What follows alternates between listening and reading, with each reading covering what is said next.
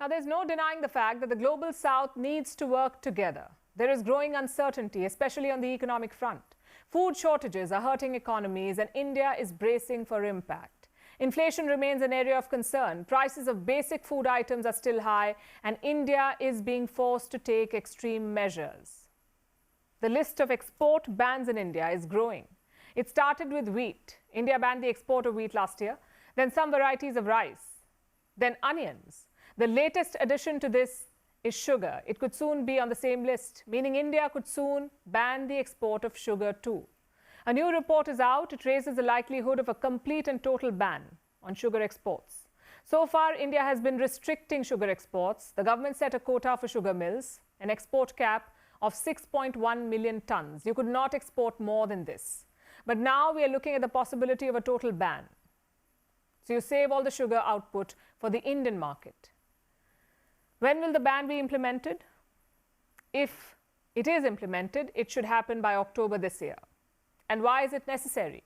Again, due to a shortfall in production. Two Indian states are the main hubs of sugar production, Maharashtra and Karnataka. Together, they produce more than half of India's total output of sugar. But this year, sugar production has taken a hit. The reason is the rainfall. It has been below average. Now, as you may know, sugar comes from sugarcane. It needs tons of water to grow. So when rainfall is patchy, production falls. What kind of deficit are we looking at this year? Experts have shared an estimate. They say sugar production could fall by 3.3%. So it is a double whammy. Inflation is high and production is low.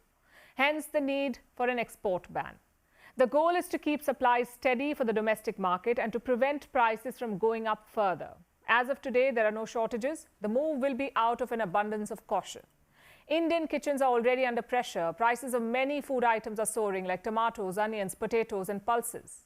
They've all become more expensive. The last thing you want is for sugar to go out of control. Internationally, prices are fluctuating. 2 weeks back, sugar prices surged in the international market. Traders were concerned about supply. Thailand is the world's third largest sugar producer, but this year Thailand too has struggled. Their output fell by 31% this year. India is the world's second largest sugar exporter. If India bans exports, there's bound to be a shortage in the international market. Sugar prices will rise, but the Indian market will be insulated because of the export ban. You see, India, like we said, is already battling high inflation. In the month of July, it stood at 7.44%. That's the highest in 15 months and almost 4% higher than the RBI's comfort level. The RBI is the Reserve Bank of India, the country's central bank. Their inflation target is 4%. If it's at 4%, the RBI is okay with it. But right now, inflation is almost 8%. So urgent steps are necessary, but they may not be enough. Food shortages may become a long-term challenge for India. We are in the monsoon season. The rain has been uneven in many parts of the country. Farmers have fallen behind. This is the time they used to plant summer crops like rice, cotton, corn, soybean. This is when they plant it. But this time, farmers are sowing up to 40% less than normal.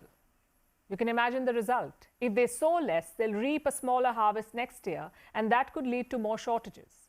New Delhi realizes this. It's preparing for a prolonged battle against inflation. Reports say they're reallocating some budget funds. A war chest is being created to fight price rise. We're talking about reallocation to the tune of $12 billion. Where will the money be used? Well, there are multiple options like lowering the tax on fuel, easing import tariffs on cooking oil and wheat, and providing cheaper loans to the poor. Will it come to that? Will India set aside cash to cool inflation?